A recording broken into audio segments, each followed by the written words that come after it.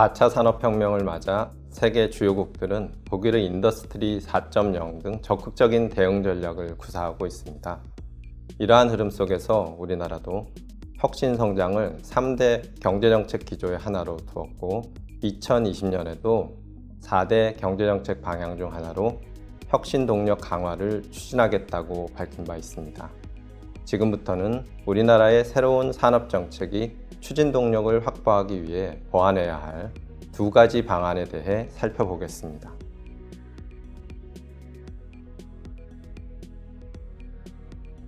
혁신 성장 정책에 따라 우리나라는 세계 최초 5G 상용화, 유니콘 기업 수의 증가 등 다양한 성과를 거두었습니다.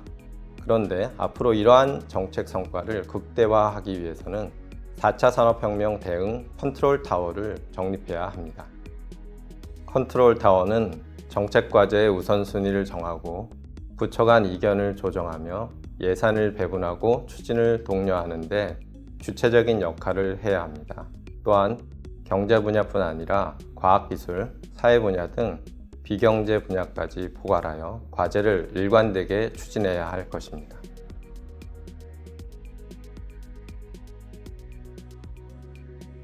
혁신성장 정책의 성공을 위해서는 현재 정책 성과를 보이고 있는 일부 부문을 경제 전반으로 확산시켜서 기업 규모, 고용 형태, 지역 등에 따른 이중 구조를 완화할 필요가 있습니다. 먼저 기업 규모 측면에서 중소기업의 혁신을 촉진할 필요가 있습니다.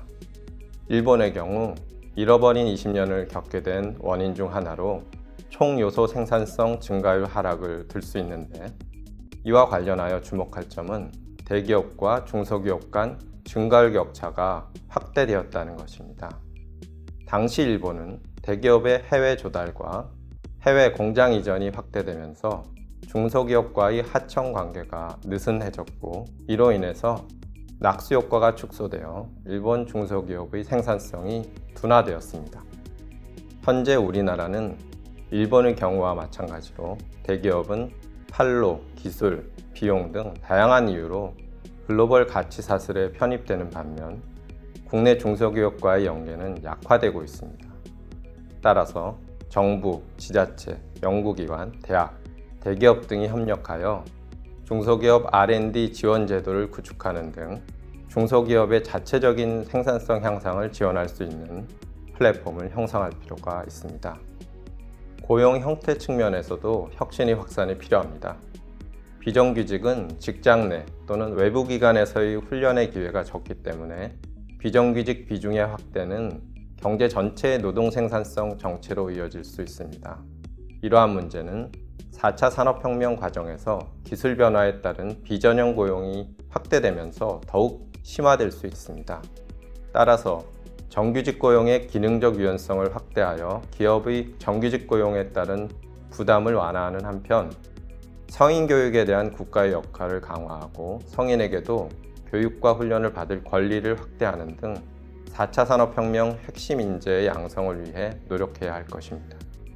지역적인 측면에서는 지역경제 회생을 위한 투자 활성화가 필요합니다. 이를 위해 광역 지자체가 지역 혁신의 중심이 되어야 하고, 정부, 대학, 기업 등이 협력하여 혁신 클러스터를 활성화해야 합니다. 또한 지역에 외국인 직접 투자를 적극적으로 유치하는 등 수도권과 지방의 격차 해소를 위해 노력해야 할 것입니다. 혁신 성장은 4차 산업혁명의 도래, 전통산업의 정체, 저출산 고령화의 가속화 등 어려운 환경에 처한 우리 경제가 새로운 성장 동력을 확보하고 발전을 지속하기 위해 꼭 필요합니다. 정부와 민간이 긴밀히 협력하여 혁신 성장 정책의 추진을 가속화함으로써 우리나라가 4차 산업혁명의 선도국가로 도약할 수 있기를 기대합니다.